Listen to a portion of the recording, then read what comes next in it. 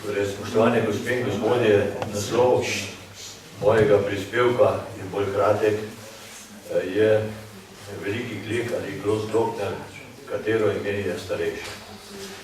Nimam PowerPointa, nimam PowerPointa, ker bi lahko kazal samo fotografijo Velikega Gleka. Referat imam napisan, ga bom na kratko povzel. Zdaj, ker vsi sedite, dovolite, da se tudi jaz sedem.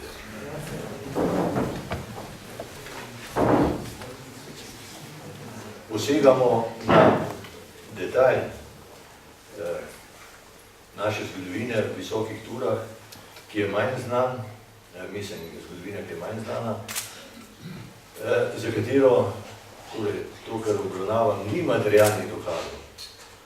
Je pa potrebno za dokazovanje izbrati avstrijske vire, izbrati najnovejše raziskave avstrijskih etimologov in seveda potem logično sklepati. Logično sklepanje. Ali, pa tako kot je napisal Arhimed, matematik, je napisal, se poznate tisto, noli tangere circulus meus, ne uničuj mojih krogov, oziroma prekorači. On je napisal, če človek čuti, da je nekaj prav, pa ne more tega dokazati, je tisto prav, če čuti. Arhimed.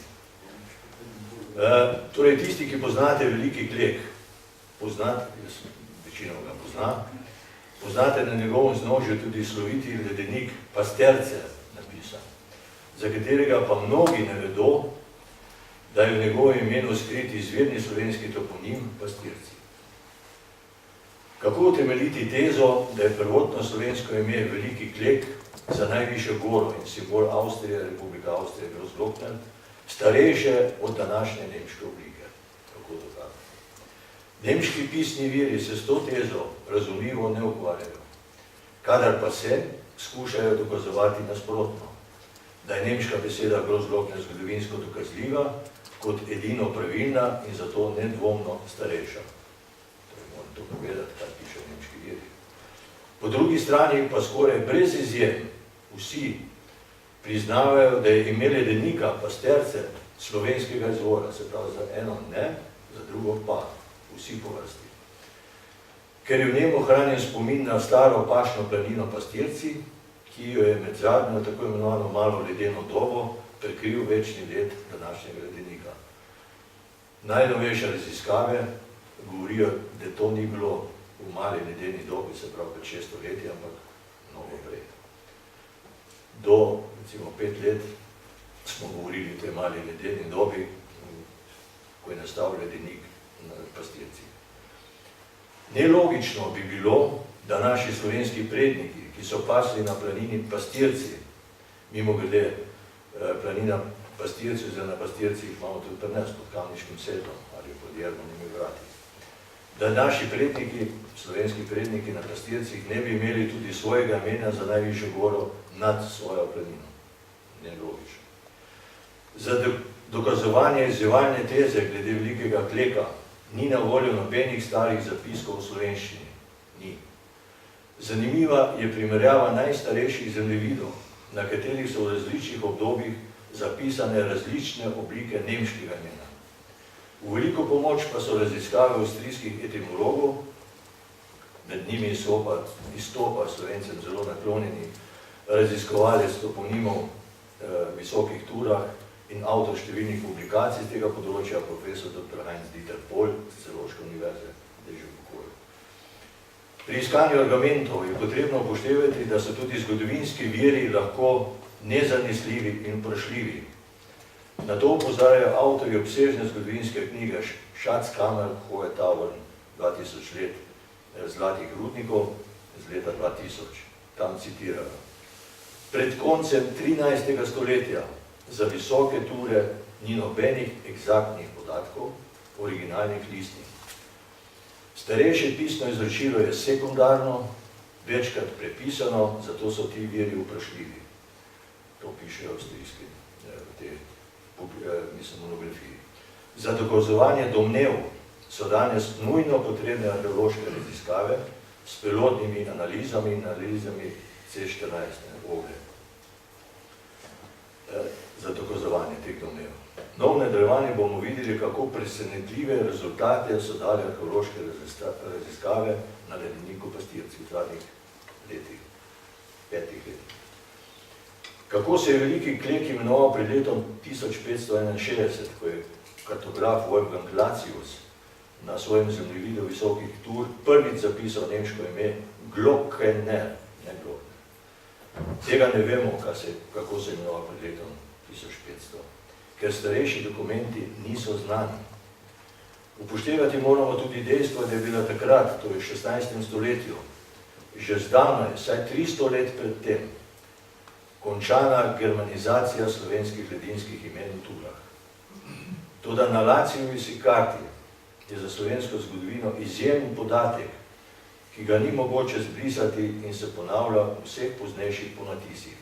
Pogorje, zahodno od velikega kleka, Lacijos označuje kot Windisch-Tauern, v prevodu slovenske Ture. Celotno območje z dolinjami vred od Lienca navzgor proti današnjemu predoru Febra-Tauern pa označuje kot Windisch-Matrajš, se pravi slovensko Matrajsko. O prvotnih staroselskih toponimih ni pisnih dokumentov ali pa so prikriti, morda celo zavestno zamolčani. Zelo trdovratno pa so se danes ohranili pri imenih vrhov, gorskih prelazov, rek, dolin, pašnih planin in ponemčenih hišnih imenih. Toda na najnovejših zemljevidih izginja tudi to zelo dragoceno staro slovensko avstrijski pisci večino pišejo slaviš, kulturno izločilo. Za argumentacijo izhodišče teze je potrebno logično sklepanje na podlagi geneze nemške oblike Glockner, včasih zapisano tudi Klekner. Tu je skoraj nemogoče spregledati in zatrijiti izvorni klek. Upoštevajte je treba tudi zamenjavo črke K v G, kar je bilo v večstoletnem obdobju germanizacije zelo pogosto. Slovenski K je bil namreč za nemško govoreče premehak in so ga nadomeščali s tršim G, recimo Krka, Gurk, Korotan, Gorotan, Klekner, Glöckner, Glöckner, podobno pri končnicah priimkov in hišnih imen, recimo Pečovnik, na Koroškem pišejo Pečovnik 2G, pa Pečnik 2G, Serajnik 2G, Gornik 2G.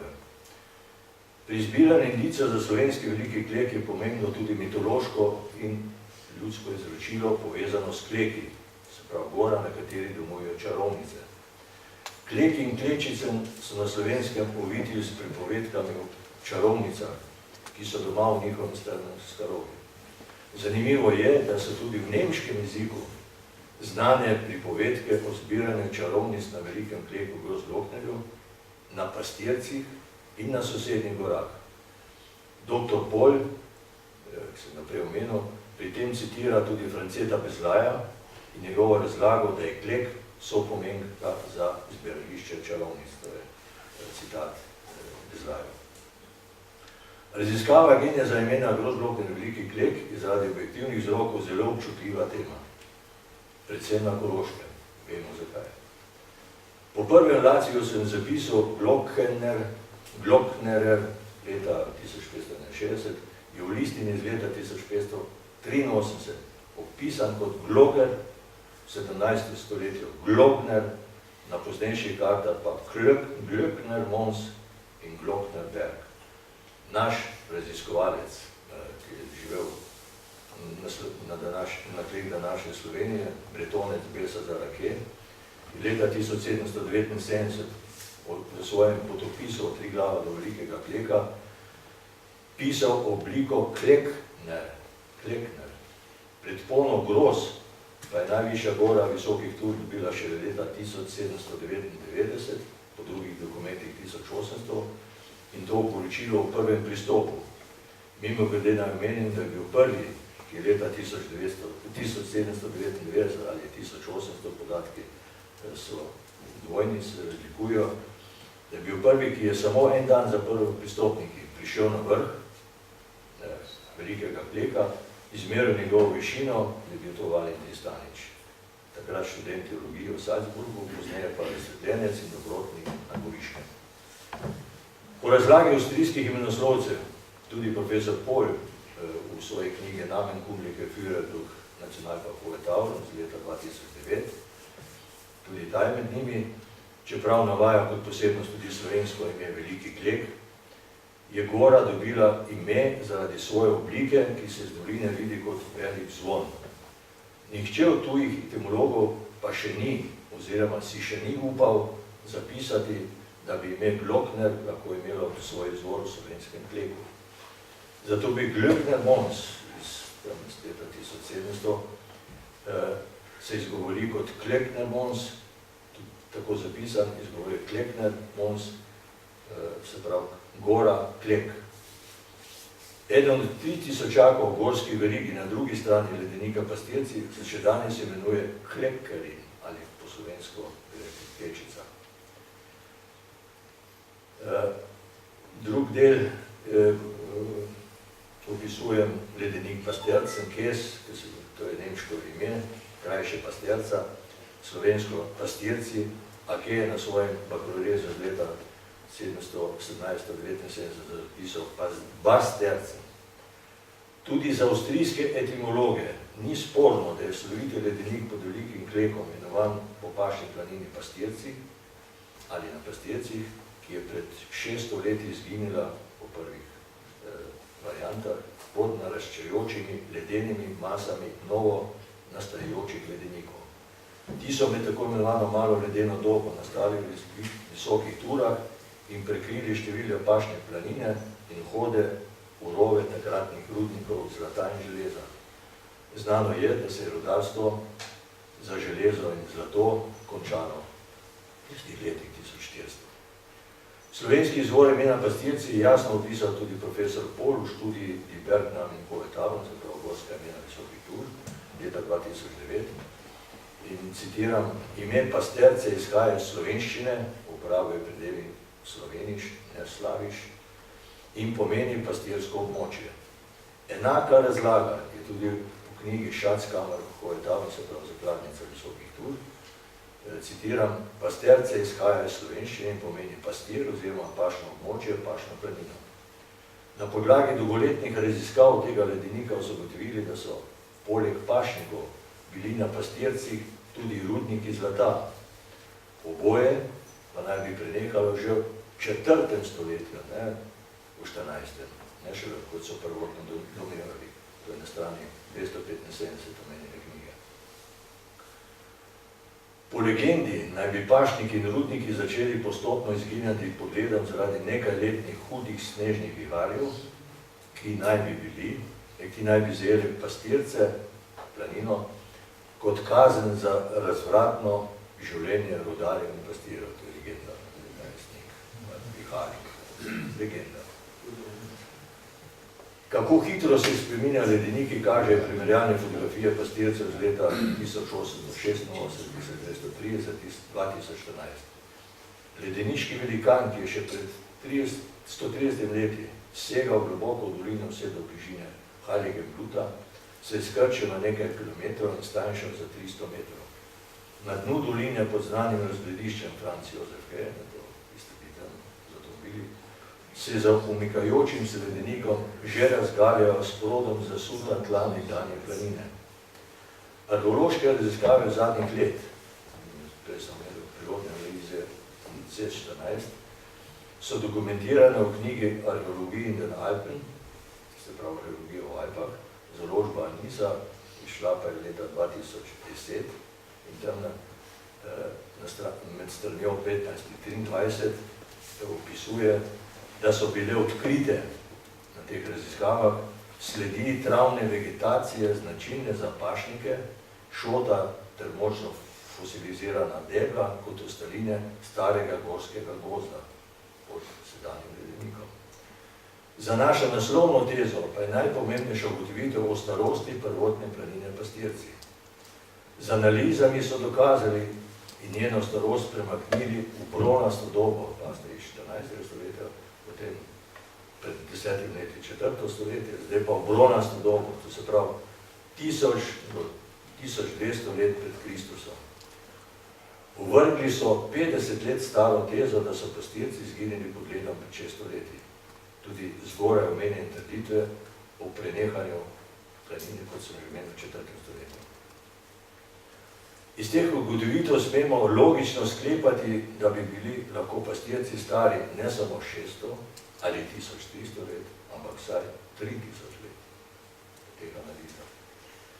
Če izvorno slovensko ime glede pastircev pri avstrijskih strokovnjakih ni sporno, smemo upravičeno domnevati, da je tudi Veliki Klek, ime Veliki Klek, starejše od Grozdomerja. Ker so bili Slovenci prvi naseljenci v dolinah na koroški in tirolski strani Velikega Kleka, kar dokazuje tudi najstarejši toponimi slovenskega izvora, bi bilo nenavadno, če ne bi veliki simbolni gori dali tudi svojega imena.